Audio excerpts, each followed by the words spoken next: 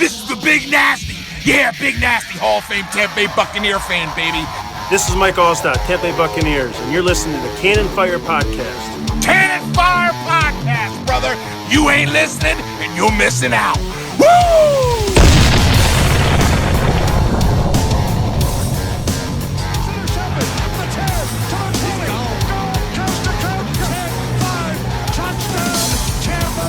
To the 20, to the 25, or the 30, to the 40-yard line. We could see history. 50, 40, to the 30-yard line. Run, Michael, run, Michael, run, Michael, run. Touchdown, Tampa Bay.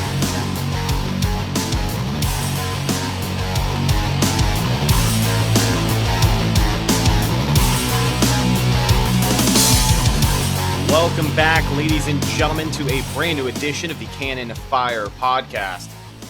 Back at you today for episode 125. And it's perhaps our biggest show of the year. And when I tell you I am prepared, I'm excited, I couldn't be any more prepared or excited to bring you this show here today. It's our season predictions show for the 2020 Buccaneers season.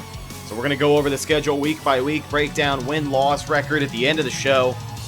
We'll even give you some player awards: offensive MVP, defensive MVP, rookie of the year, and of course, most improved player on the Tampa Bay Buccaneers roster in 2020.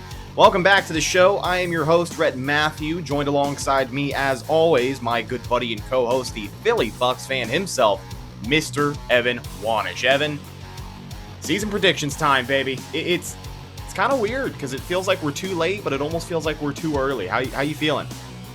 Yeah, and typically we will do this show at like the end of July, so this is like a month late, but at the same time, you know, with no preseason, does it honestly feel like today, Sunday, August 30th, is exactly 2 weeks until week one? Like, it doesn't to me. It doesn't feel like, I mean, we're obviously less than 2 weeks from opening night in Kansas City, and it just doesn't feel like it at all. I mean, typically, you know, the objective of these prediction shows being in late July is we try to get it out before training camp happens, before preseason happens, so we don't really have kind of like a cheat sheet. So we're going ahead and making those claims before we see anything. And this year obviously didn't have that, so that's why it's sort of pushed back. But really excited to be able to do it. It's always a fun show. It's probably like our longest show of the year because like we try to go in depth, and the past few years I've been closer on record predictions than you have. I mean, your name is the Eternal Optimist, but you know, I believe last year I had them going 9-7. You predicted 7-9, so you were definitely the victor last year. Boom, right there. Although I believe the first year we ever did this, we both predicted them to go 10-6, and that was the year of like Hard Knocks and stuff, and that was just dead wrong. So yeah, I mean, it is what it is. We'll see what happens today, but definitely a much different season than we've predicted, you know, the 3-4 other seasons we've done by now. So I'm very excited to get right into this, and let's do it. Let's kick things off. Week 1, the Buccaneers open up their season against the division rival New Orleans Saints. Drew Brees in the Superdome. It's going to be a 4:25 p.m. kickoff.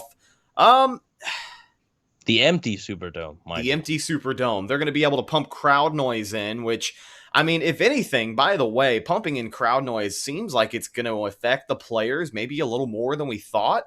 The Buccaneers have been doing some scrimmages this past week, and a lot of the reporters there say that the speakers pumping in crowd noise isn't like crowd noise. It's just loud speakers bearing down, you know, white noise and cheering on you. So it's pretty loud. And a lot of them said they left there with headaches. So depending on how loud the NFL lets them make their speakers, we'll see how this one goes. But yes, the empty Superdome week 1. And really, I think this game's going to come down to who's more prepared. You know, the Saints are a well-oiled machine, playoff appearance after playoff appearance, division title after division title. We know about the Saints. We know exactly who they are, and I think what they're hoping to bring to the field week 1. But this one's going to come down to who's more prepared. And I'll be real with you. We've talked endlessly about preparation on a limited season. We've brought up how weird this 2020 year is, and it's, you know, somewhat of an even playing field with a lot of teams getting started late. But with this game, with week 1, and as we've mentioned before, with ugly week 1 football, I think those Brady organized OTAs back in the spring are going to pay off, and the Buccaneers win a tight one here. I've got them beating New Orleans in a little bit of a nail biter, but I think preparation saves the day, and New Orleans will not be as ready as this Bucs team is, because I think Tampa Bay is going to be more prepared than a lot of people think they will come week one. It'll be ugly, but they'll definitely get the job done. I've got them winning this one. So you said like a nail biter. Are you talking maybe like a last minute drive, or maybe like a 32-28 kind of last minute touchdown? Okay. 2-minute warning, Brady heroics. Oh, okay. Yeah. So I mean, you bring up some good points where the team that wins this game is likely going to be the team that's more prepared. It's in week one every year, it's pretty much that way, but this year it's even more of an emphasis on it because of the limited offseason that you had, and no preseason games at all. I know the preseason, a lot of the veterans don't like it, but I bet you some of the veterans right now are kind of hoping they would have been able to have a game or two. Because I mean, it is good preparation. I think they're realizing that. So I think no fans in the stadium, regardless if they're pumping in crowd noise or not, I think that's big. New Orleans is one of the loudest places to play in the NFL. The Bucs typically have not won in New Orleans. Like, they won week 1 in 2018, and they won week 2 in 2015, and like that was it. Like, the last time I think they've won in New Orleans besides those was like 2010. So 2010 to 2019, they won in New Orleans 3 times. Yeah. I mean, it's a very tough place to play. It's not kind to them. And I mean, the Saints have a lot to do with it. It's not just the crowd noise. It's the Saints have been a good football team, like you said, just division title after division title, and they went to the NFC Championship game in 2018. Obviously, it got eliminated in the first round in 2019, but I mean, still made the playoffs and had a really good season. So the biggest thing for me that I look at is the obvious thing is that Tom Brady just does not have the experience in this system. And I do believe that they're going to be more prepared than I think some people expect them to be. But I think if you were playing any other team, this would be a little bit different, because I just look at New Orleans as a team that's been together for the past 4 or 5 years with Michael Thomas and Drew Brees and Alvin Kamara, the same offensive line, Sean Payton, obviously, same defense pretty much. It just, they don't change much. And I think they're one of the best teams in the league. So I'm going to say that it's a very tight game. Probably come down, like you said, 4 or 5 points, I think. But I think the New Orleans Saints take this one, and the Bucs start off 0-1. I think you're going to see a lot of like encouraging signs, though. Like, I think you're going to see like this game might be a tad high scoring, honestly, just because I think the offenses would probably have the upper hand here, but I think you're going to see a lot of encouraging signs. So it's not like people are going to be going into after week 1, where it's been some years, you're like, oh, well, got blown out in week 1, so where to now? And I think it'll be a tight game, but in the end, I just think New Orleans is just too good right now. And with the Bucs not playing a single preseason game and just having such limited time, I think New Orleans takes this one. And speaking of that consistency you had brought up, you skim over the first damn half of the schedule for the Bucs. This is the biggest game they're going to play. I'd say between this and maybe, week 6 against the Packers, New Orleans is the biggest test of the first half of the schedule. And to start the season, I think if they can come in and win a close game, of course it's a huge momentum game. It's a division game. And then week 2, you follow it up with another division game. So a win here is critical, but like I said, and I'm pretty sure like you had mentioned as well, it's going to come down to who is more prepared. But let's move on to week 2. I've got the Bucs winning week 1. You've got them losing. So 1-0 for me, 0-1 for you. I feel like our final record predictions are going to shake out. I think we're going to be right around the same neighborhood. I don't know. I'm the eternal optimist. Maybe we'll be 1 game apart, but let's figure that out. Week 2, they open up at home, Raymond James Stadium. Tom Brady makes his unofficial first appearance because technically, he took Ray J at the scrimmages earlier this week. By the way, I like the idea you had posted up on Twitter. It would have been cool as hell to see them like don the game uniforms for the scrimmage, right? Just to make it feel that much more real. It'd be unofficial, official preseason football. Yeah, it's kind of a bummer. So, but yeah, like you said, this will be the first time that Brady walks into that stadium to play an actual game against somebody. So Yeah, so another division game. You just played New Orleans. They're going to head back home and take on the Carolina Panthers. Back-to-back division games to open the season may sound daunting, but truly enough, I just don't think Carolina brings enough firepower to this series in 2020. It's pretty unproven. I look at Carolina and I look at a young and unproven team, a young and unproven head coach. It could go really good, could go really bad. That's kind of where Carolina is right now. I don't see a picture for them, chasing the top of the division, the NFC South. I don't think they'll be competing for first or even second place come week 14, 15, 16. But with that being said, a lot of young pieces on that defense. I still think this is a game where Ronald Jones will have a really big day against Carolina to open up things for the Bucs at home. And I've got them taking this one back-to-back W's to start the year, 2-0, top of the NFC South. Feels good, baby.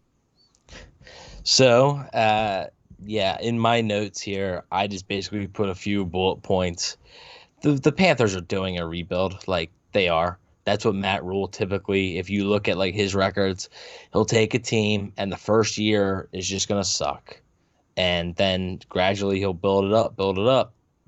And I don't think that's going to change here. Teddy Bridgewater, he's not going to give you many opportunities to pick off the ball, which, but I think you can prove that you can stop him. Like, it's not like the Panthers' offensive line is still pretty shaky, and their weapons are okay. Obviously, the main one you have to stop is obviously Christian McCaffrey, and hopefully, the Bucs did a great job of that last year in both games. Really, the London game a little bit worse in the passing game. They really killed him with the screens, but overall they did a solid job on McCaffrey, and I think that the Bucs are just going to be, they're going to come off of a loss. There's high expectations for this team this year. I think, going to Tampa and seeing a stadium and stuff, whether there's fans or not, they're going to get energized. And I just don't think this Panthers secondary is going to be able to hang. They lost James Bradbury in the offseason to the Giants. So it's Dante Jackson at corner and then a bunch of dudes. Like, I believe they still have Trey Boston at safety. He's a solid player. But other than that, like, I don't see it. And I mean, week 2, they have a lot of, like you said, it's a young team. Not a lot of time to get your feet wet. I think the Bucs take this one, prove the 1-1. And I honestly, I think this might be like a 10, 14 point game. I don't think it'll be relatively close. Yeah. And I think something that should be said earlier rather than later is kind of touching on the expectations for this Tampa team. You said expectations are high. Absolutely they are. A lot of people expecting a Super Bowl appearance this year. So for the Bucs, with that being said, expectations are high, and I'm sure you and I both and plenty of other people listening are expecting this run defense to pick up exactly where they left off last year. You got some new pieces for that rotation, but for the most part, you kept that defensive line exactly the same. And if expectations are that high, then I think they should have no problem figuring out Christian McCaffrey come week 2. So I've got the Bucs winning. Both of us do. 2-0 for me, 1-1 for you. Let's move on to week 3. They are on the road, and they go up to Denver. This is a 4:25 p.m. kickoff. And the Broncos, Denver is a team that's kind of leaning on Drew Lock to just step up and figure it out. Like, this is a big year for Drew Lock. And maybe it's because I didn't watch a lot of the guy, but when I look at Drew Lock on a surface level, I don't see a ton. Like, I don't see a superstar. Maybe he can show us some really good flashes this year. Maybe I should pay more attention to him, and somebody who's a really big Drew Lock fan is screaming at me through their speaker right now. But I just don't see a lot. And if they're counting on that guy to step up and lead, I know they made some moves. They got Melvin Gordon this offseason, a guy who is, I think, somewhat questionable as a running back. He's definitely got his moments, but I don't think he can save that offense. And they've got some talent on defense, too. I know defensive line, they got Bradley Chubb and Von Miller, but I think that's where they're going to need to beat us. Like, I don't think the rest of their defense can keep up. I don't think they'll match up with Tampa's potent offense. And unless they can get some pressure on Brady, I've got the Buccaneers winning this one as well. I hate to start off 3-0, but here we are, top of the division, and I don't think Denver can handle them. Yeah, so I think this game is going to be interesting because I liked Denver's offseason a good bit. Melvin Gordon, I think, is a little up and down. But I mean, they also have Phil Lindsay there, so it's Gordon and Lindsay. I think that could work. But keep in mind they added Jerry Jeudy in the draft, big time receiver from Alabama. Then they also added KJ Hamler, the speedster from Penn State, in the draft. I really like their draft too. So I do agree a lot of their season's riding on Drew Lock. Whether they're a playoff team or not really depends on Drew Lock. But I mean, they added to a defensive line that has Von Miller and Bradley Chubb with Jarrell Casey, who they got from the Titans for like a 7th-round pick or something. I don't know how, but their defense is still one of the best. It's not as good as it used to be, but it's still one of the best. And typically, if you look at like Tom Brady's record in Denver, it's not great. Like when he's playing the Broncos, it's okay, but that's when it's in like New England. When it's in Denver, it's for a lot of guys. That altitude up there, that's real. Like a lot of guys say that. That is a real thing that when you step on that field, it's different and it's tough to breathe. So I think this could be a trap game. And I think this is a game that the Bucs should win because I do think on paper they are the better football team. I just think all around Denver's offensive line is not good at all. So I think you could see a low-scoring defensive battle here. I do. I don't think either one of these teams are going to be scoring a ton of points. But I think this is a game that the Buccaneers ultimately lose. I think every team every year is going to lose to a team you probably should beat. And I think this is one of the games where the Bucs should probably beat this team. And if this game was in Tampa, I'd probably pick the Bucs. But since it's in Denver, I'm going to lean towards Denver in a really low-scoring game, kind of a boring game. But I think Bucs might be down like 4, and then they might be down like 20 to 4, like 20 to 14 or something. And they're going down a drive, and Brady gets like a strip sack or something. But so it would be something like that.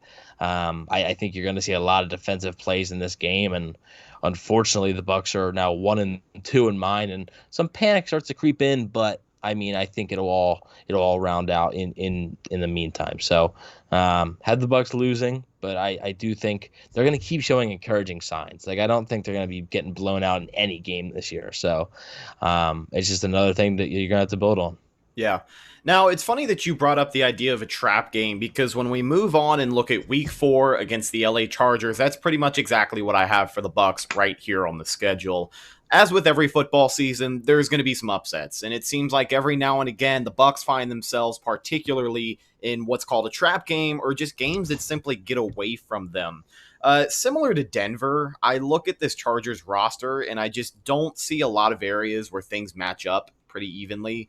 I think if Tyrod Taylor is still starting at this point, then I don't know if he'll be able to keep up. A team with somewhat of a quarterback controversy as well, that's never a great thing.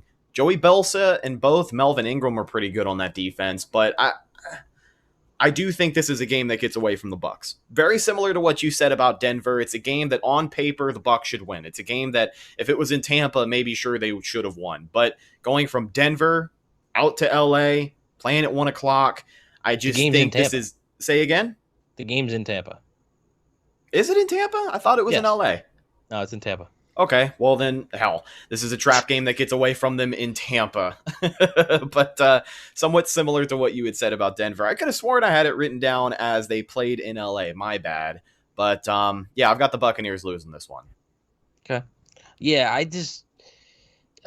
think sitting at 1-2, you start to become more desperate for wins early on in the season, right? And because an early start could just doom you. If you get hot at the end of the year and you miss the playoffs by 1 game and you're going, if we didn't drop that game, right? Like, yeah, I think plenty of Bucs fans know the pain of that. Well, I think we've seen that year after year. Look last year. There was the Giants game early in the year. They should have won that football game, and then they didn't. Whatever. But I think this week they're playing another offensive line that has some major questions. I know they added Brian Bulaga to it. I like him, but I still think they could use another piece or two along there.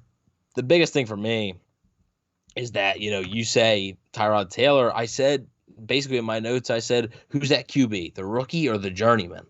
I like Tyrod Taylor. I like Tyrod Taylor. I But know at the he end was of a the guy day, you wanted in Tampa way before, Brady was even a thought. yeah, if the Bucs were going to use this year as like a growing year and we're going to draft a quarterback, the last draft or definitely this draft, Tyrod Taylor was probably the guy I wanted. But he's good for a rebuilding team. But I just don't see him being able to keep up with the Bucs offense. The Chargers defense, I like the Chargers defense a lot. I mean, they got Joey Bosa, Melvin Ingram, Derwin James, Casey Hayward, Desmond King. They have a ton of talent on that team. But I just don't think the Chargers defense is going to be able to really match what the Bucs defense is going to be able to do against that Chargers offense. So I think that at the end of the day, this is going to be a game that the Bucs defense wins for the Buccaneers, and the Buccaneers will win a low-scoring game, but it'll be like 21-13 or something Bucs, something like that. But I have the feeling this could be the Bucs defense wise. This will be like the full complete game that they've played all year, and they'll get the win to prove to 500. Then they're 2-2 at this point, heading into Chicago in primetime. There you go, looking promising. And I think the formula to this one, as with any football game, as long as Tom Brady can get the ball out of his hands before big Joey Bosa and the rest of that defensive line gets there, I think I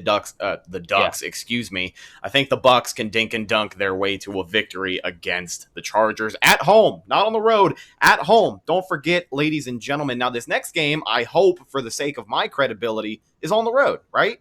And it's our first primetime game of the year under the Thursday night lights. The Buccaneers head up to Chicago to take on the Bears.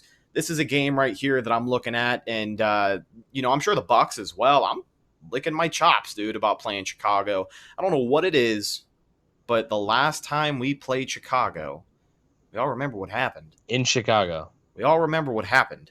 But I look at this Bears team this year.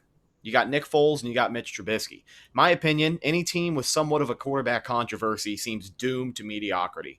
They have some pieces. I know the defense is the real deal, but they're coming off of an 8-8 year.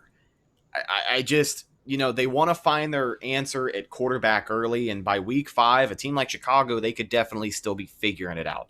The defense that isn't too shabby can definitely keep them in the game. And I think, Khalil Mack gets his name called. We're going to see him on SportsCenter 5 times a week because of some ridiculous ass play he makes. It'll almost be like Quan Alexander.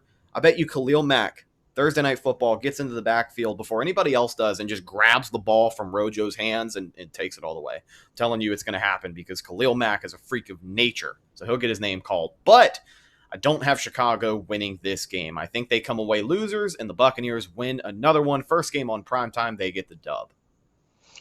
Yeah, I said exactly, yet again, who's at QB. This is the second straight week where you don't know who could be the quarterback, which, is kind of a disadvantage to the Bucs, but if you have two quarterbacks, you probably have none.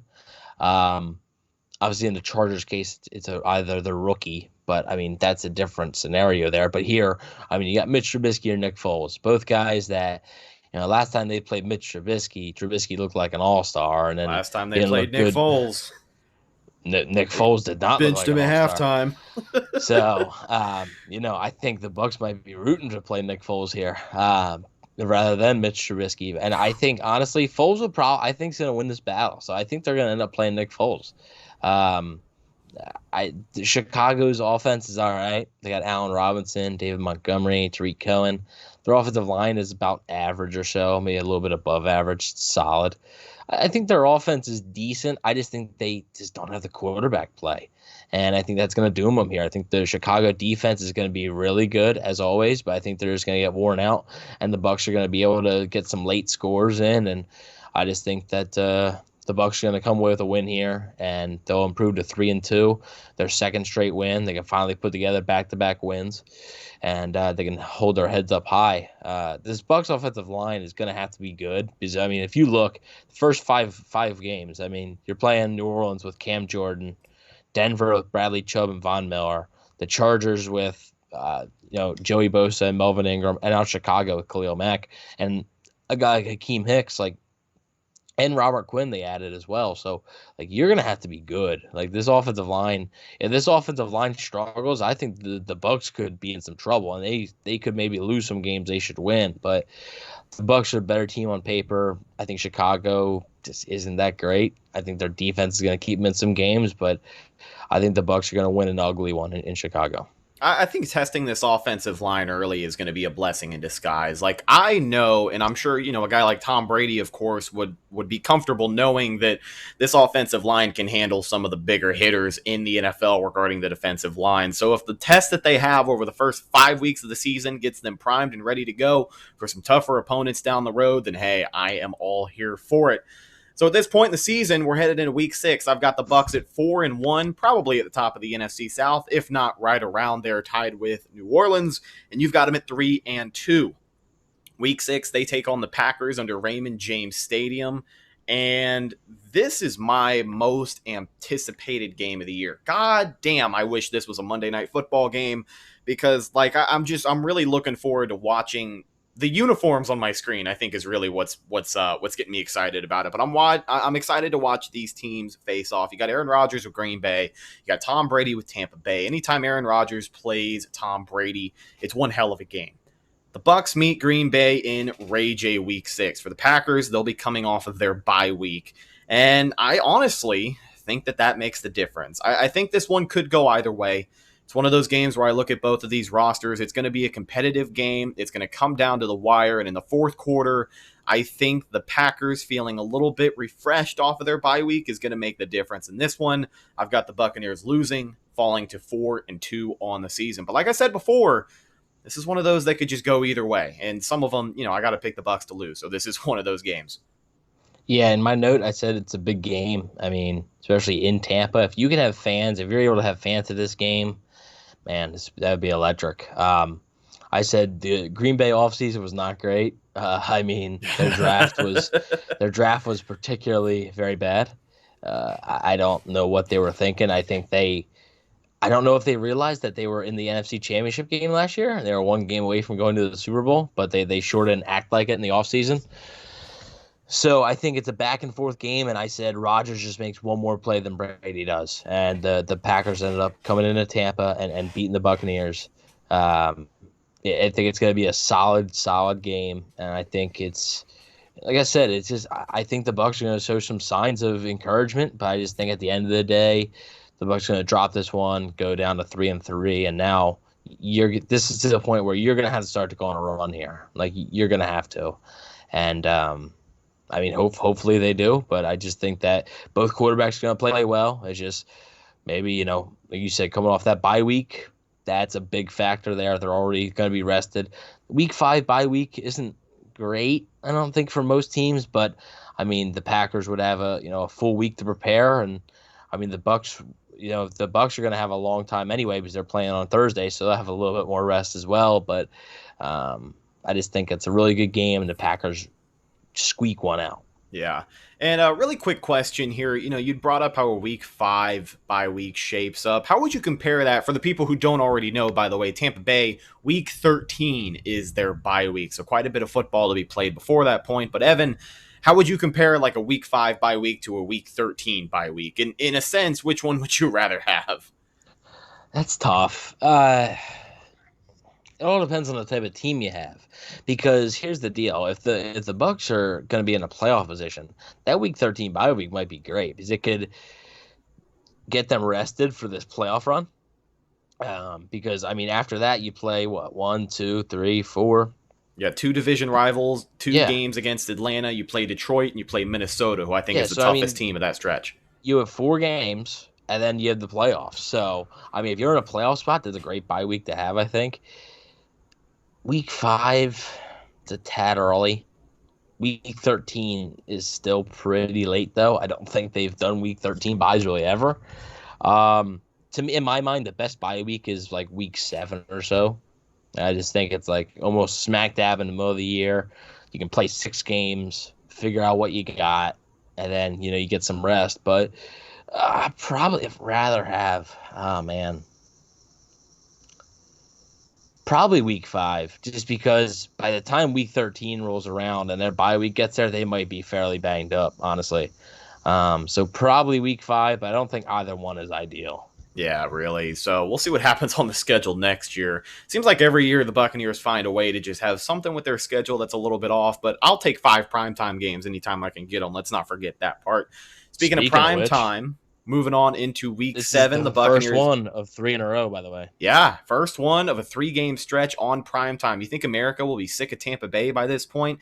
They head over to the West Coast to play Las Vegas. They're playing the Raiders, former head coach John Gruden, and I think anytime we play the Raiders, it's a spectacle, but especially on Sunday Night Football. 8:20 p.m. is the kickoff for this one. And I'll just come out and say it. I got the Bucs winning this one. This is another anticipated game on the schedule for me. Again, I always get excited when we play the Raiders. Plenty of people know why. There doesn't need to be an explanation there. And right around this time of the season, week 7, this offense should be rolling. I think we'll get a good idea of some of the best that we'll see from this offense. Hopefully Ronald Jones is, running healthy and we see a lot of good signs from him. I think this could be a big game for him. And I just look at the rest of the roster. I don't know if Oakland's younger defense is going to be able to keep up with us. There's quite a few games on the schedule where it's going to come down if, the other team's defense can keep up with our offense. And I know that that's been the case for quite a while, but when you're doing it without the interceptions, it's a much different story come Sunday. Derek Carr's a wild card as well. It seems like he's really playing for his job this year, so he could be playing really good football. He could not be playing really good football, and we could be playing Marcus Mariota on Sunday night. Wouldn't that be damning? But basically, in my mind, this one could become a shootout. Not that I expect the Bucs defense to have a bad game, but, there's just some games where the scores get run up, and it's not necessarily 100% on the defense. People look at that game against New Orleans, week 1 of 2018, the Bucs gave up 40 points. But, did they really? Fans were walking out of the stadium beginning of the fourth quarter. So it was, what was it, 48-24 beginning of the fourth quarter of that game? I just think this is a game that... Something like that. Yeah, I mean, I think this is a game where the score could be run up, maybe one of the higher scoring games of the season, but I've got the Buccaneers winning over John Gruden and the Raiders. This one is actually one of the toughest ones for me to pick. Honestly, I have here, like literally on my note, it says I will do the opposite of what Rhett says, and then in parentheses it says W/L. Love that. Just to spite me, is that what it is? I basically have this could be another trap game.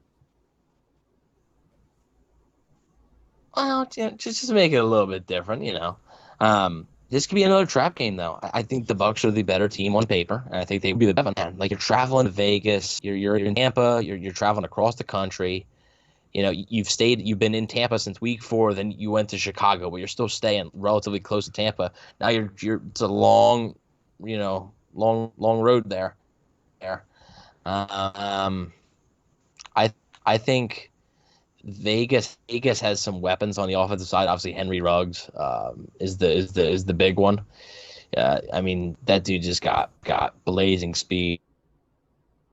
He can just burn anybody. And I think the Bucs secondary is going to have to be ready for that. I had my thing, Gruden revenge game. I mean, this is the first time that a little interesting dynamic there. And I think that the Raiders defense is kind of underrated as well. They have some nice pieces.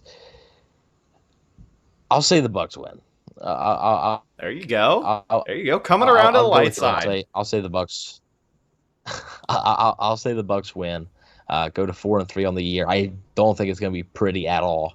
I think they might actually. This might be a game where they kind of get lucky, and like if you look back on it, you're like, oh, they didn't play too great. They probably should have lost. But I think the Bucs end up taking this one. They might one game or something. Like I think it'll be very close. But I think the Bucs win and get to 4-3, and hopefully can stay above 500 now. So. Yeah, it'll be a test towards the end of the season, but I think the Bucs offense will be rolling by this time of year, so I think they'll be playing some pretty good football. But of course, we just got to wait and see. Now on to our second of 3 straight primetime games. It is the Mac A revenge game, ? New York Giants. We're playing them in New York. Monday Night Football, 8:15 p.m. kickoff for this one. But in all seriousness, like, this Giants team hasn't gone anywhere in years. Danny Dimes is facing a prove-it year, and Joe Judge so far is shaping up to be a terrible coach. So, I mean, I think the number one run defense in the NFL strikes again. They hold Saquon Barkley to a short day, as they do with a lot of running backs this season, and they win pretty handily. I think there's no reason the Buccaneers should lose to this Giants team, especially at this point in the season. Yeah, this is a game. I'll just tell you, I have the Bucs winning. The Giants they're starting to come out of it. Maybe for them, they're starting to come out of the rebuild. But I just think they need another year. They need to see what they have in Daniel Jones and Joe Judge and stuff. But like, they have pieces. I just don't think they have enough pieces. Tom Brady, I will note, he does not like playing the Giants, and not like he's like scared. I wonder why.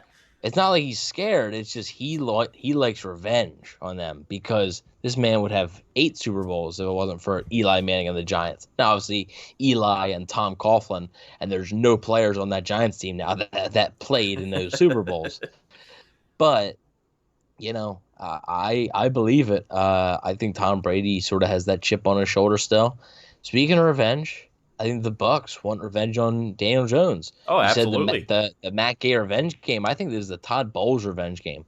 I think the Bucs players that were here last year, they're going to look at that, and they're going to be like, man, this guy came into our house in his first year, his first start, and just lit us up. And regardless of what happened at the end of that game, no excuse. And I think the Bucs are going to make life difficult for him. I think they're going to get 5 or 6 sacks this game. I think it's going to be an explosion of sacks. Hell yeah.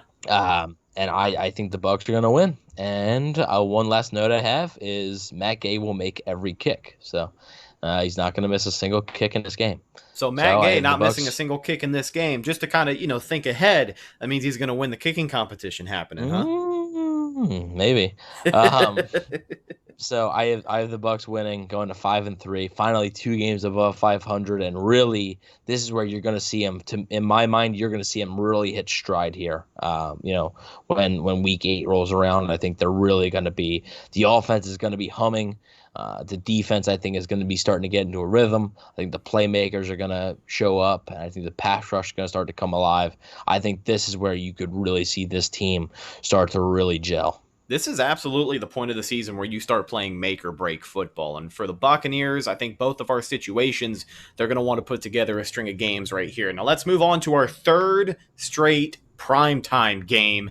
Jesus Christ, that still sounds so weird. Week 9, they're taking on division rivals Drew Brees and the New Orleans Saints. Sunday night football, baby, under the lights in Tampa Bay. 8:20 p.m. kickoff for this one. Now, the Bucs got the upper hand week 1 on my prediction, but I don't think they're going to be so lucky on the prime time stage. We just brought up the Tampa Bay should be rolling this time of the season. That means a team like New Orleans is also going to be rolling at this time of the season. And in my opinion, I'm sure anybody's opinion, they're going to be hanging tough for that top spot in the division. There's going to be a big game for that division. Absolutely. And this is a game that's going to come down to the wire. And I've got New Orleans winning it. I can't predict Tampa Bay sweeping New Orleans just yet. I think they're going to keep it interesting. I think the series is 1-1, and this is the one that the Buccaneers drop. But what do you think?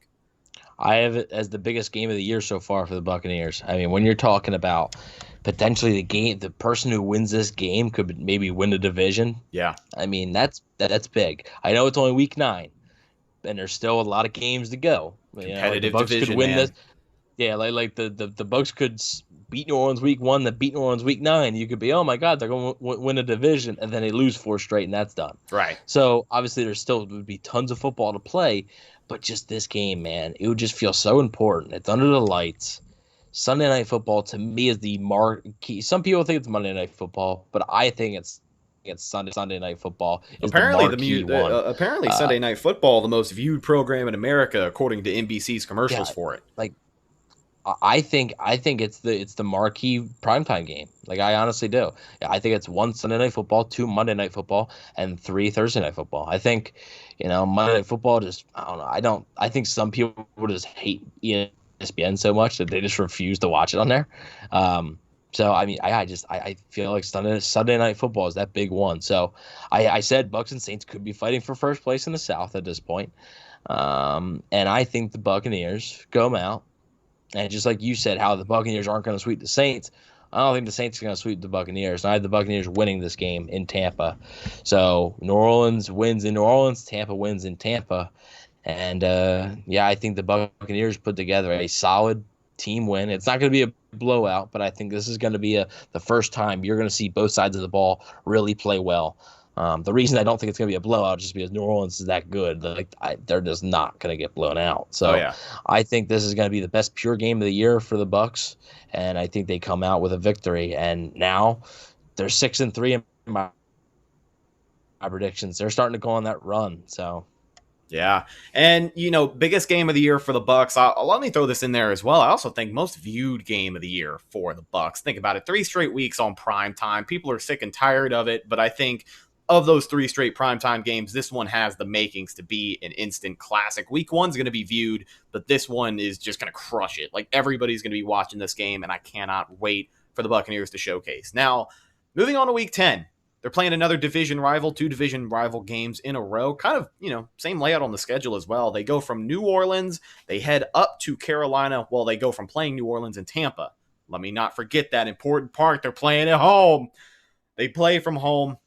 Week after that, Week 10, they go up to Charlotte. They play the Carolina Panthers. That's a 1 p.m. kickoff. And I don't know if it's a bold prediction, but my prediction is that the Bucs will sweep the Panthers this year. As said before, this Carolina team is so unproven. By this point in the season, I think we'll obviously know if they're contenders or not, but I still just don't think they're going to be able to match up. They'll be well on their way to last place come Week 10, if you want me honest with you. I don't see them finishing above last place in the NFC South, and I think this game proves every bit of that. Buccaneers winning this one in my book. Yeah, my notes here were pretty short. I said Carolina doesn't have the horses to keep up with Tampa.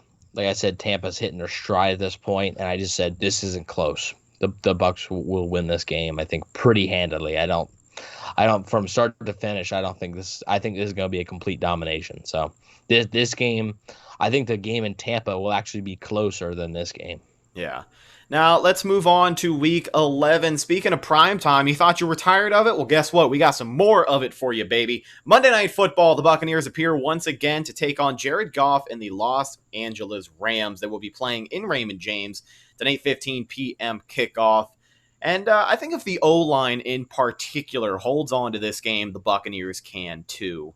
Aaron Donald is obviously a problem. He's going to need to be addressed pretty early. He's going to be a big part of the game. They did a good job last year, though. Say again? They did a really good job last year. Absolutely. That was impressive what they were able to do against him. So absolutely. And looking at LA, they've also got a somewhat talented secondary. They could take advantage if Brady is under pressure. But I think the strength of that offensive line throughout this one is going to be the difference maker. I have the Buccaneers winning this game as well. Yeah, I just said Rams have really gone downhill. Like, this is what happens when you all the people that want the Bucs just to sign every veteran and trade draft picks for all these guys and sign to extensions. This is what happens if you don't win a Super Bowl. If the Rams won a Super Bowl, I'm sure right now they wouldn't really care, but they didn't. They came up short to Tom Brady, and I think that's going to be in the Rams' minds. Honestly, I think that'll be maybe a little bit extra motivation. That hey, this dude beat us when really he didn't play great in that Super Bowl. I think we can all admit that. It was a pretty sloppy game. It was a really low scoring, just boring Super Bowl. I think the Rams could use that as motivation. Bucs beat them last year in a crazy game. I said this game won't be that crazy, but the result is still the same. I had the Buccaneers winning, and I believe that's improving to 8-3 for me. So, they're really going on a run here. Hell yeah, man. Week 12, we're going to set our sights on Kansas City. This is a game that, in my opinion, should have been prime time, but it's not. It's a 4:25 p.m. kickoff, and they're going to play Kansas City in Tampa Bay. Pat Mahomes comes to Tampa for a piece of the GOAT. I think Kansas City and their high-powered offense are really going to get it done, though. I think this could be the highest-scoring game of the season for Tampa Bay, aside from maybe the Vegas game. But KC at this point, they're also going to be on a bit of a tear, and I think Kansas City, they're going to look more than ready to show up in the Super Bowl again this year. So I think it'll probably be, aside from New Orleans, the biggest challenge the Buccaneers have on the schedule this year. I think Kansas City, Pat Mahomes, they just make magic happen, and they make Tampa Bay look silly. They come in and they win this one. So you think the Vegas games will be more high scoring than both New Orleans games? I think it could be. Okay. I mean, yeah. I mean, it's bold. I just wasn't sure. I just don't know how much of a shootout that'll be. But the funny part is, my first bullet point for this game is literally, how is this not at night? Right. Yeah. like I don't understand why you wouldn't put the Rams in this spot and the Chiefs on Monday Night Football. That doesn't make much sense to me. But like, whatever. I said the Chiefs won the Super Bowl and brought everyone back. I think that's one of the first times ever that's been able to happen. Even with the Patriots teams, they always got gutted in the offseason, and they were just able to find guys to do it. But Kansas City as well, let me just throw this in there too. Dude, they had one hell of a draft. Clyde Edwards-Helaire. That's all you had to say. This kid's going to be so good, man. Yeah, fantasy owners, I'm usually against drafting fantasy running backs and wide receivers. I mean rookies. The rookies, right, guys. Yeah. Don't draft the rookie. I typically don't draft rookies. I would draft Clyde Edwards-Helaire. I'm just gonna say that right now. I think this guy in this Kansas City offense, I think he's gonna be used perfectly. I said the Chiefs are stacked and they take this in a close game. I think the Bucs lose this game, drop to 8-4. The Chiefs are just on another level. Honestly, I don't think there's a team better than them in the NFL right now. I don't think there's anybody on their level. I don't think there's no quarterback, certainly on Patrick Mahomes' level. And I think it'll be back and forth. I think the Bucs will have a shot to win this game, but ultimately the Chiefs will just make too many plays, and Pat Mahomes is going to have a fun night. I think it could be high scoring. I think either way it's going to be a close game, but yeah, the Chiefs are going to take this one. The Bucs, I believe I had them on a, 1, 2, 3, 4. I had them on a 5-game win streak. So their 5-game win streak is snapped by the defending Super Bowl champions, which you can hold your head up high after that. So yeah, really 8-4 going into the bye week, some much needed rest for this team before they really go on their last 4 games and hopefully, go on a playoff run. Now, between the two of us, very different start of the season that we've written down for the Bucs here. But at the bye week, we both have them at 8-4 headed into this final 4-game stretch. So let's jump into that 4-game stretch. Coming out of week 13, Bucs are well rested from the bye week. They go into week 14. They're taking on the Vikings at home. It's a 1 p.m. kickoff for this one. Coming off the bye week is huge for Tampa Bay here. They'll start the final 4 games of the season, and I think Minnesota is the biggest test of those final 4 games of the season. We said that way back when we reviewed the schedule with Matt Matera. I think this is a game that could be a trap game, but if they're feeling prepared enough out of the bye week, they could come away and get this one. Minnesota's year really seems like it could go either way, though. You've got Mike Zimmer coming back. I think with better quarterback play from Tampa and a defense that's humming at this point, they can get it done. They take over. They advance to 9-4 on the year after beating Minnesota. I don't know, dude. I don't think Kirk Cousins is the guy for anybody. And I think we see that on display at this point. Minnesota fans, if they're in the building, they'll be booing him out of Raymond James Stadium by the time this one's over. Yeah, so the Vikings had an eventful morning this morning, didn't they? Of course, I'm getting Yannick Ngakoue, which him and Danielle Hunter on the same defensive line is pretty scary. However, I have not changed my notes.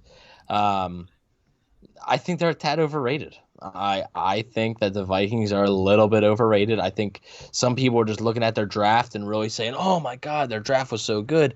Yeah, I like their draft, but you also have to remember that I think a lot of these rookies are going to get off the slow starts. There's not going to be the typical rookies that just start fast, and a lot of their guys they drafted were on defense. I understand that they drafted Justin Jefferson, the wide receiver from LSU, solid player. They also got Jeff Gladney, the cornerback from TCU, another solid player. But I think the Bucs and Brady at this point are they're in full stride. They're full go. Not much is going to stop them. And, I think they win this game. I think it'll be a close game. I think all these games are going to be close. The Vikings are going to play them tough. They're not just going to lay down. I think the Vikings at this point will still be in some playoff contention, so they'll still have something to play for. And also a little tidbit I have is this is actually the Bucs' first time facing Kirk Cousins since the You Like That game. Because the last time they played the Vikings was when Case Keenum was the starter and Kirk Cousins wasn't there yet. And then they played the Redskins and Alex Smith was there, so it just never matched up. So this is going to be the first time since 2015 that they have played Kirk Cousins. So I think somebody's going to bring that up eventually. And if they win, I bet you Kirk Cousins says something like it. I bet he does. I tell you what'll happen is that Brady will take like the clip of Cousins. Maybe he'll do one of those deep fakes, right? And he'll just put his face on Cousins. Yeah, or he'll like subtly. I don't feel like Brady would do that type of troll job. I feel like he might say that like subtly in like the end of his press conference or something. Yeah, right. Oh man, it'll be good. I'm looking forward. But at the same time, like Brady was nowhere near joining the Bucs at that point, so he's probably like, I don't even know what you're talking about. Right, exactly. He probably has no clue. But I know that for Kirk Cousins, it's definitely a meme that's followed him around over the years. But one thing I am looking forward to this season, along with some pretty good football, is all the Tom Brady celebration posts. Like anytime the Buccaneers win a game, I'm looking forward to that week's post. I know last year or maybe the year before with the Pats, he did it where it was like newspaper articles like Patriots come to town and colonize herd of Rams or something. I don't know, but I'm looking forward to Tom Brady and his social media antics this year. Are you stealing my tweet? What? I tweeted that like the other day. Oh, dude, whatever. You know I'm not on Twitter. No, I'm just kidding. Oh, yeah. So let's jump into this next game. It's a division game for the Buccaneers and the start of a 2-game series against the Atlanta Falcons. They're playing in Atlanta. It's a 1 p.m. kickoff. And, Buccaneers should be on full stride. I think they'll be looking like playoff quality football players at this point, but I think this is one of those trap games on the schedule, and I don't think you can sweep them all. I think Atlanta takes the win here. I definitely don't think Atlanta contends for the division this year whatsoever. I don't think Todd Gurley is going to be what they want him to be. Matt Ryan's all right, but I don't know, man. Something about Atlanta, they're too shaky for me. And especially the fact that they decided to keep Dirk Cutter, right? He's still the offensive coordinator over there. Yeah. Yep, he's still there. Yeah, I just don't see them in a very good place come week 15. But with that being said, Raheem Morris is their defensive coordinator too. Yeah, right. He did a pretty good job rallying that defense second half of last year, but that was after starting 0-8. Yeah, they would have made the playoffs if they started off even like average, and they were just awful. Right. So I don't know what happens. I don't know what to expect from this Atlanta team, but I do expect them to beat the Bucs on the road. So yeah, they'll still get the best of Tampa right here. I think it's a close game. I think it comes down to the wire, but just like those division games that can go either way, this one goes in the way of Atlanta, and I've got them winning this one. Buccaneers fall to 5 losses on the year for me. Yeah, I had here that Atlanta is a very average team to me. They scream 7-9 or 8-8. Like to me, they scream 2019 Bucs. Like the high-powered offense, a defense that can't quite put it together until it's a bit too late. A bunch of missed opportunities where they could have won games. This game, I think, is a game they will win. I think if this game was in Tampa, I'd probably pick the Bucs, but I think Atlanta, depending, they're average, but I still think they're going to play the division tough, and I think they're going to be a tough out for even the Saints. I think they'll be a tough out, and I think they'll get the best of the Bucs here. This is going to be a game, I think, where you're looking, and if the Bucs don't get first place in the South, you might look to this game and say, like, God darn it, like that's the one that they let slip.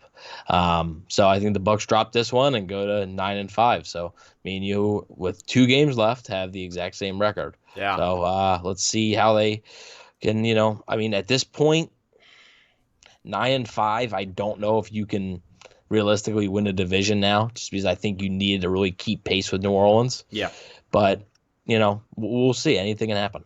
And I've got the Bucs. Let me just throw this out there as well. I've got the Bucs predicted to finish second place in the division. So the way that you brought that up, 9-5 at this point, I do maybe it's 1 or 2 games separating the two, and that's just what's going to really get it done at this time of the season. That Atlanta game is going to hurt so much because I think that'll signal that like they're not going to win the division. Yeah, and it's unfortunate, but I mean, look, if you're still looking at your first playoff appearance in 13 years, then damn it, I will be ready for it. Let's move on to Week 16. The Buccaneers head up to the Motor City. They take on the Detroit Lions, who they absolutely picked apart last year. And I know that they should have Matt Stafford starting in this one, which they didn't last time them and Tampa Bay played, but I still don't see many reasons why the Bucs should lose this one. By now, most of your playoff pictures are going to be clearing up, and the Bucs will be one win away from some breathing room in that department. So I think they take a much-needed W here against a not very great team. I think they get it done in Detroit pretty handily, and if they lose this one, then, I mean, hell, I don't know. Yeah, I had here. I'm not a believer in Detroit. I've seen some people that say, like, with a healthy Matt Stafford, maybe this team can win 9 games or so. I don't see it, because at this point, I think they're a bottom 8 team in the league. Like, I just think they're like, they're going to be picking in the top 10. I think at this point they'll have 3 or 4, maybe 5 wins, and they pretty much know that Matt Patricia is going to be fired, and I don't know how much they're going to play. I think the Bucs win a close game.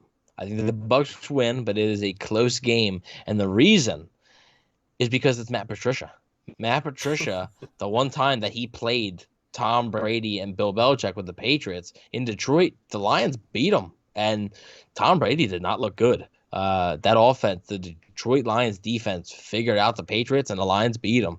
So I think it's a close game. I just had in parentheses, Patricia plays Brady well, and I think that'll stay. But I think the Bucs just make too many plays. I think they have too much firepower for the Lions. So now the Buccaneers are 10-5, and the first time they get double-digit wins since 2010. So big reason to celebrate. Absolutely. So moving on from that game, final game of the year, Week 17. Playing Atlanta once again. It's a 1 p.m. kickoff. Whenever we play Atlanta Week 17, it really seems like Jameis Winston in particular, it seems like he was never able to close the year out against Atlanta. Well, Brady definitely can.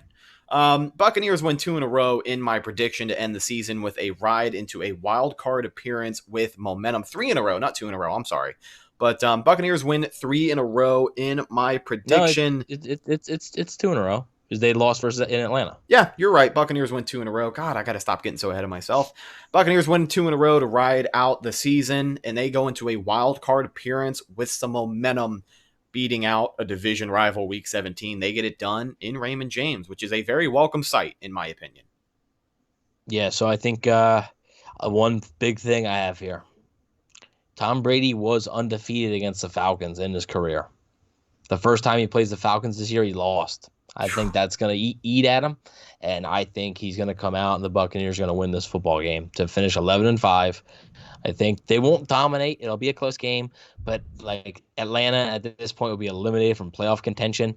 In the second, like maybe the Bucs carry like a 7-point lead into halftime, and Atlanta kind of is like, and the Bucs ended up winning by like 10, something like that. So I think the Bucs will finish 11-5, like you said, go to the wild card.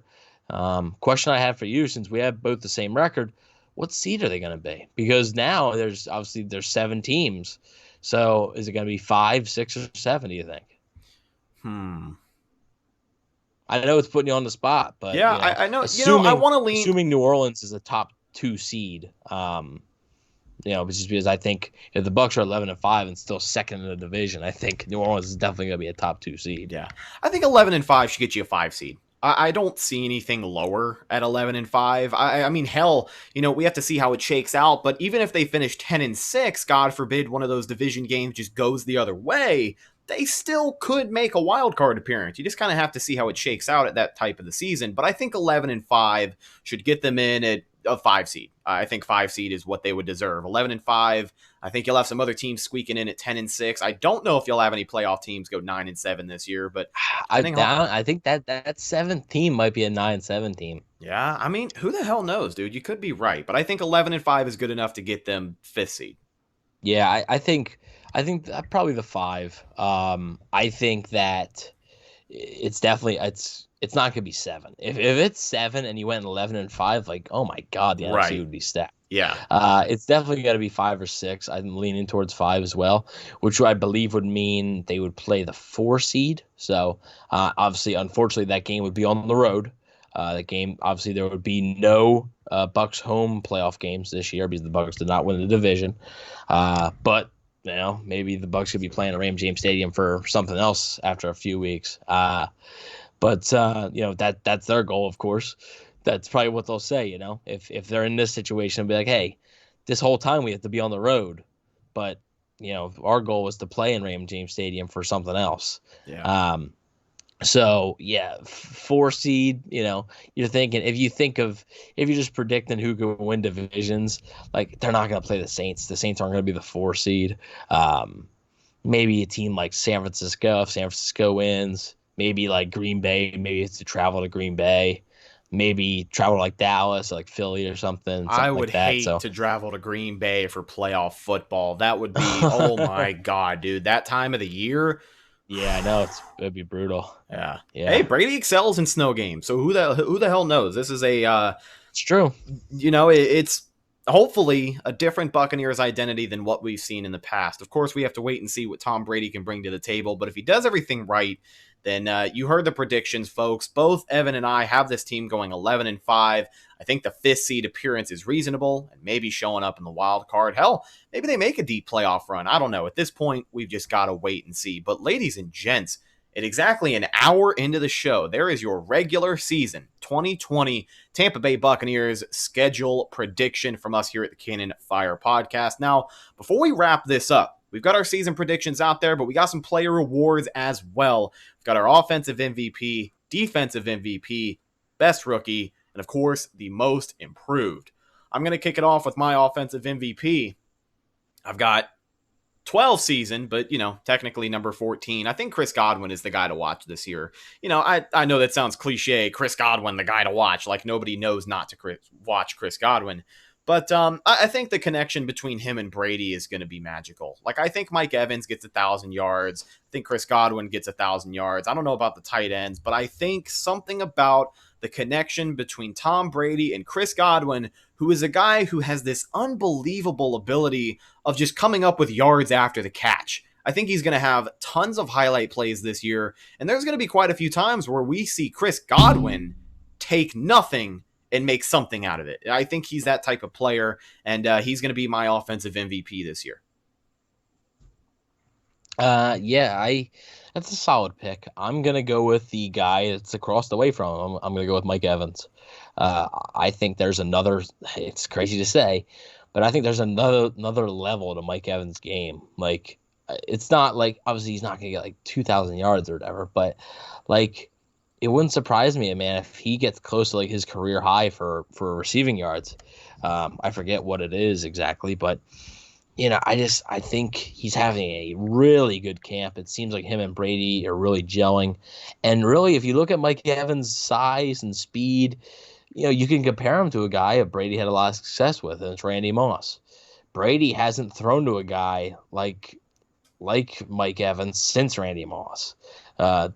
New England has always had those smaller receivers, the Julian Edelmans, Wes Welkers, Philip Dorsett. He had Josh Gordon for a little bit. There was some size there. But I think that Brady's going to welcome this opportunity to play with a guy like Mike Evans with 6'5", and it's just his wingspan and his catch radius is just so big. I think he's going to really enjoy it. I think it's a big year for Mike Evans, and I think he is the Bucs offensive MVP. By the way, for Mike Evans, his personal best for receiving yards in a season is 1,524. So pretty damn impressive. I'll say he gets 1,400 yards. Okay. All right. I like the idea of Mike Evans. I like the idea of Mike Evans being that guy as well. And I've got the Mike Evans jersey hanging up behind me, dude. He's probably my favorite guy on the roster, aside from maybe like Ryan Jensen. And of course, Tom Brady. Come on. But Mike Evans having a big year encompasses exactly what you had just said. Tom Brady having the ability to throw to a guy who's just going to go up and get it. Like Chris Godwin can go up and get it, but just like you said, there's another level to Mike Evans, even compared to, the majority of the other wide receivers in the NFL. He is just reliable. He's going to go up there, he's going to get it, and he's going to make a play, especially when it comes to catching in traffic. We can count on Mike Evans for some plenty of wow moments in that. So your offensive MVP and my offensive MVP, both the wide receivers, we'll see which one has a better year. Moving on to the defensive MVP award, I've got a guy that I don't know if it'll turn some heads. I don't know if it'll be a huge shock, but I think our defensive MVP among all the talent out there on the field is Jason Pierre-Paul. Big outside linebacker. I mean, JPP came back last year. He had 8.5 sacks on a broken freaking neck in 10 games. This is a guy who has the, he's fortunate enough this year to have a full camp. He's feeling healthy. He's recovered from that surgery. He's played some damn good football since that surgery, and no major injuries are barring him from playing this year. I think he's playing with a chip on his shoulder, without a doubt. Buccaneers just paid him some good money to stick around in Tampa Bay, so he's definitely going to go out there and do whatever he can to help secure a Super Bowl championship at the end of the season. But, I think it's going to be a race for the sack numbers between Shaq Barrett and JPP. I think JPP edges him out, to be honest with you. If he gets double-digit sacks, it's over. He's your defensive MVP for me.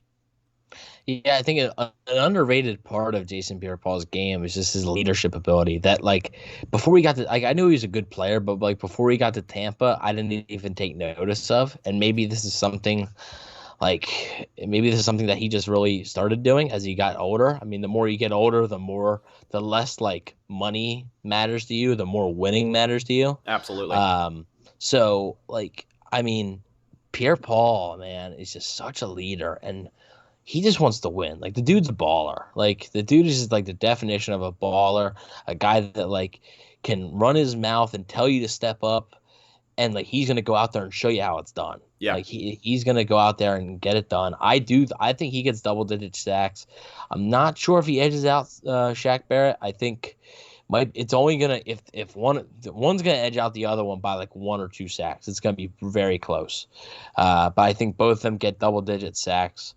I'm very excited to see Pierre-Paul. I think that's a very interesting pick and not one that I was really thinking of. So it's really interesting. I'm going to go with Old Reliable. The dude's just a beast. About to get a new contract extension soon, hopefully. Levante David. Yes, sir. He's just so good. He's shown no signs of slowing down. I think they're going to be blitzing him a lot more, so he's going to make a lot more splash plays. The last time he was being blitzed so much was in 2013 under Greg Schiano, where he had 5 interceptions, 5 sacks, I think. He was unstoppable at that point, and I think he's going to prove that. I think he feels a little bit disrespected that, he was the 100 on the NFL top 100. I feel like he feels like he should be a little bit more. I think he sees an opportunity with having a lot of more primetime games to really make a name for himself, and I think he does it. Motivation, money is a motivation for him. I mean, it's a contract year basically if they don't have a deal done by the start of the season. So I think he's just gonna ball out, and he's gonna be that guy. He's gonna show the NFL that he is a top 2 linebacker in the NFL, inside linebacker in the NFL, possibly even number 1. So I think he's gonna prove that finally after years of basically playing like it. I think he's finally gonna show people when people say he's underrated and people are like, what? You're gonna see why. Yeah. Levante David, more of the same I'm expecting as well in 2020. He's just going to continue to be that guy, and I'm looking forward to it. Let's move on to our next player award. This one goes out to the young guys. Best Rookie of the Year. And to put it simply, mine is the 2nd round pick. I got Antoine Winfield Jr. I think having Tristan Wirfs at the right tackle position is going to see we're definitely going to see what he's made of come week 1. He's going to have an immediate test on his hands. But I think Antoine Winfield just kind of makes the difference back there. Still kind of a weird thing when you talk about how quickly he can learn. You look at the secondary last year, right? A lot of it came down to these guys meshed second half of the season because of, just experience playing together and meshing well. I have high hopes that Antoine Winfield Jr. can kind of find himself in that picture pretty comfortably. Maybe around the halfway point of the season is when we really see him turn it on. But, I wanted to put Tyler Johnson, but it's just unfortunate that he's kind of dealing with that injury right now. So Antoine Winfield is the pick for me. I think he's going to be the rookie of the year. Yeah, he's my pick as well. I think he's just a ball hawk. Unfortunately for Tristan Wirfs, it's so hard for you to pick an offensive lineman as like the best rookie. I think you're definitely going to see an improvement on the right side from Wirfs to Dotson. Maybe not at first, but I think after 3 or 4 games, I think Wirfs is going to be just fine. Like I said, Antoine Winfield, I love the pick. He was my second-rated safety. I just felt like they got a really good value there. And I think, like I say, he's just a ball hawk. I believe he had like 6 or 7 interceptions his last year at Minnesota. He can do it all. I think he's a Swiss Army knife. He can play the nickel a little bit if you need him to. I think he's going to be a really solid player. Maybe not at first, because I don't know if he's going to start at first, but by week 5 or 6, you're going to see him starting and you're going to see him making plays. So I love to see it. I'm looking forward to it. Now, let's move on to our final player award of the show. And the guy that I picked kind of technically won this award last year, but let's just jump right into it. This is the most improved award, the player you think will improve the most over the course of the season. My pick is big number 92, the guy that I almost forgot about 2 years ago, Will Golston. Now, the reason I say he won this award last year is because he had a hell of a year last year. He had a career year. He's really found just some new life in Todd Bowles' system, and the fact that they were able to bring him back, I'm sure he's pretty excited about. I also saw something around that said he put on some weight this offseason. Holy hell, dude. Those training camp photos have come out and he is looking jacked. But I think Will Golston gets the award again because he's just going to take his play to another level this year. Is he going to wreck games? No. But he's going to go in there and he's going to do exactly what you need him to do on that defensive line. And he's going to be a big part of that run game because he was a big part of that run game last year. I think Will Golston having familiarity, feeling good in the scheme, and so far having a pretty damn good camp is going to make all the difference in the world. And I think he will probably be the strongest rotational player that you see on that interior defensive line. I think Will Golston is your most improved for 2020. Okay. Yeah, well, I kind of cheated a tad because I have 2. Okay. I like your Will Golston pick. I think Will Golston's been a very underrated part. Everybody looks at him making like $4.75 million and they're like, oh, get rid of him. But I don't think they realize just how important he is to the defensive line and in the run game. Yeah. He's never going to wow you as a pass rusher. He's never even going to get more than 3-4 sacks in a year. But it's just he's going to do like that's how like this run defense is going to get back to where it is. Ndamukong Suh and Vita Vea and Will Golston, those were the 3 guys that made that run defense unstoppable. It wasn't really Shaq Barrett and Jason Pierre-Paul. They helped, but those guys were rushing the passer. The rush defense was Vita Vea and Ndamukong Suh and Will Golston. Without those 3 guys working well together, it doesn't happen. So my first one, they're both on the offensive side of the ball. My first one is Alex Kappa. I think Alex Kappa is not going to be playing at like a Pro Bowl level, but I think he's going to show you finally that like he can consistently be a decent starter and like a guy that like you can trust at right guard for the season. I think that he's going to show just more technique. Like his first year, he didn't really play a whole lot. And then obviously like he broke his freaking arm in a game and still played. But I have faith in him. And I think he's going to show this year that he can be like a solid starter on a playoff team. So Alex Kappa is my one. And the other one, I got to look outside here. Rhett, it's a nice day out. I might take a ride. I don't have a bike though, but might need to go find my scooter. Oh, good Lord. Take a ride. I mean, might have to do that. I don't know. But yeah, I think Scooter, Scotty Miller is going to show out. I think he's going to he's not going to get 800, 900 yards. Like, that's just not, with these weapons and all the tight ends, that's not what he's going to get. He'll get probably around 450 yards or so, maybe even a little less, and he'll catch 2 or 3 touchdowns. But I just think he's going to be a guy that's going to be able to stabilize things, and he's really going to prove himself as a really solid number 3 wide receiver option. He's going to be the Adam Humphries that we've been looking for ever since the departure of Hump. And by the way, best nickname Brady's, on the team like, since mad? the Hump is Scooter for think, Scotty Miller. Yeah. Do you think Brady's mad? Like, he looks at, like, Bucs tape from, like, 2018, and he's like, why didn't you keep this guy? Right, exactly. I wonder if maybe like, that was a this factor. guy's Who knows? perfect. Like, I mean, well, New England tried to sign Adam Humphries that same offseason. New England tried to sign him. I can't, but going back to that situation very briefly, I still can't believe that Adam Humphries was like, nah, I'm going to stay in Tennessee. Mm-hmm. And then proceeded to get, like 15 yards last year? He, I love Hump. Let me not come after the guy. I love Adam Humphries, and I hope he has a lot of success with Ryan Tannehill.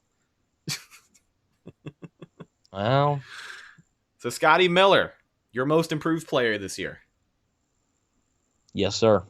I like it, man. And like I said, I think Scooter's the best nickname on the team. So I'm looking forward to seeing Scooter put up some highlights. But I know a lot of people are really, really buying the Scotty Miller hype. So we will definitely have to wait and see. He's going to be an exciting player to watch if he can get that mesh rolling with Brady. But ladies and gentlemen, with that being said, that's just about going to do it for this episode of the Cannon Fire Podcast. Thank you so much, ladies and gentlemen, for tuning in. If you've watched up until this point, for listening and tuning in to our 2020 season prediction show. It's been pretty fun, and I got to be honest with you, we're an hour and 15 minutes into it. I think it's the best time we've ever made on a season prediction show. I think normally it's like hour and 40 minutes or so. Right? I think we're finally starting to get the hang of this. But me and Evan have the Buccaneers at 11-5, locked in at the number 5 seed with a wild card appearance. You heard our player awards. If you need to hear them again, just rewind them and you can listen to that part again. Great segment. You should definitely go check that out. But with that being said, follow the show on social media, Facebook, Instagram, and Twitter. All of those are Cannon Fire Podcast. Make sure you follow myself on social media at Redicus. If you follow me, I'll follow you back on Instagram and Twitter as well. Twitter is pretty fun. Pretty damn fun. You can follow my co-host, Evan Wanish, on Instagram and Twitter at Bucs_Daily. On Instagram, Bucs Daily, the number 1 Tampa Bay Buccaneers fan page on the entire damn app. So make sure you go check that out as well.